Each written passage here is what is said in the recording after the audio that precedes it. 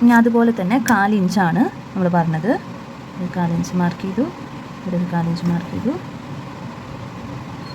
1/4 inch mark ചെയ്തു, ഇവിടെ ഞങ്ങൾ 1/4 ഇഞ്ച് മാർക്ക് ചെയ്തു, സ്ട്രേറ്റ് ലൈൻ വെച്ചു.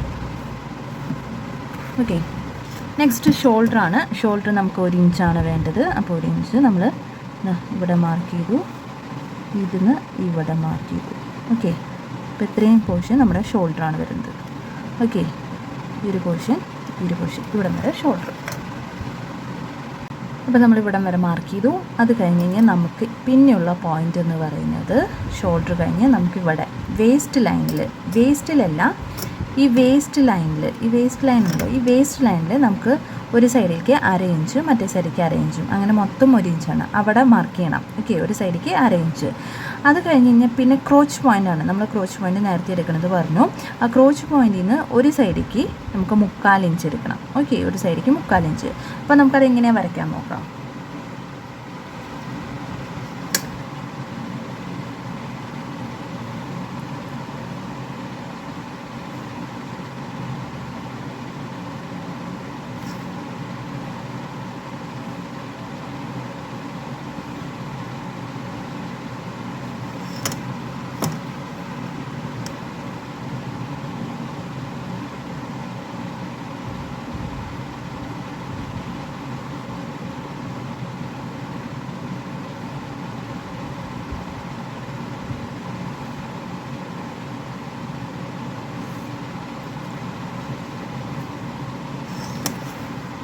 അപ്പോൾ നമുക്ക് ബാക്കി ലൈൻസ് ജോയിൻ ചെയ്യാം.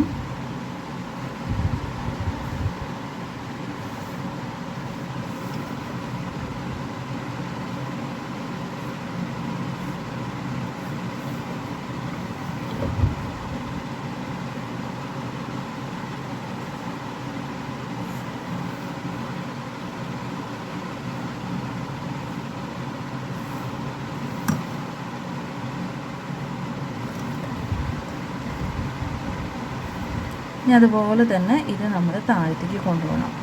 ഓക്കെ,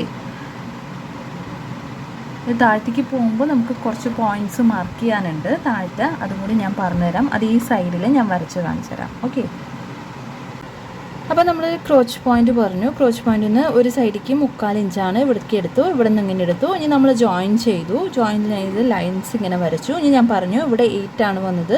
ഇനി 8 തൊട്ട് 9 ഞാൻ ബാക്കി ഇവിടെയാണ് വരച്ചേക്കുന്നത്, കാരണം എൻ്റെ ഇവിടെ പേപ്പർ ബാക്കി തീർന്നു. ഓക്കെ, അപ്പോൾ ഞാൻ കാല് ജസ്റ്റ് ഇവിടെ ഞാൻ ഷേപ്പ് ചെയ്ത് കാണിച്ചു തരാം. അതായത് നമ്മുടെ ഈ 8 തൊട്ട് 9, ഇത് 9 എന്നുള്ള ലൈനാണ്, 9 ആണ്. ഓക്കെ, 9ൻ്റെ ലൈന് 1/4 ഇഞ്ചാണ് ഇവിടം തൊട്ട് ഇവിടം വരെ വരുന്നത്. ഇനി 9 to 10 എന്ന് പറയുന്നത് ഇത് 10 ആണ്. 9 to 10 എന്ന് പറയുന്നത് 1/4 ഇഞ്ച് തന്നെയാണ് വരുന്നത്. ഓക്കെ, അപ്പോൾ ഈ 1/4 ഇഞ്ചിൽ ഈ സൈഡിലേക്ക്, ഈ സെൻറ്ററിൽ നിന്ന് ഒരു സൈഡിലേക്ക് 1/4 ഇഞ്ചാണ് വരുന്നത്. ഓക്കെ, ഒരു സൈഡിലേക്ക് 1/4 ഇഞ്ച്.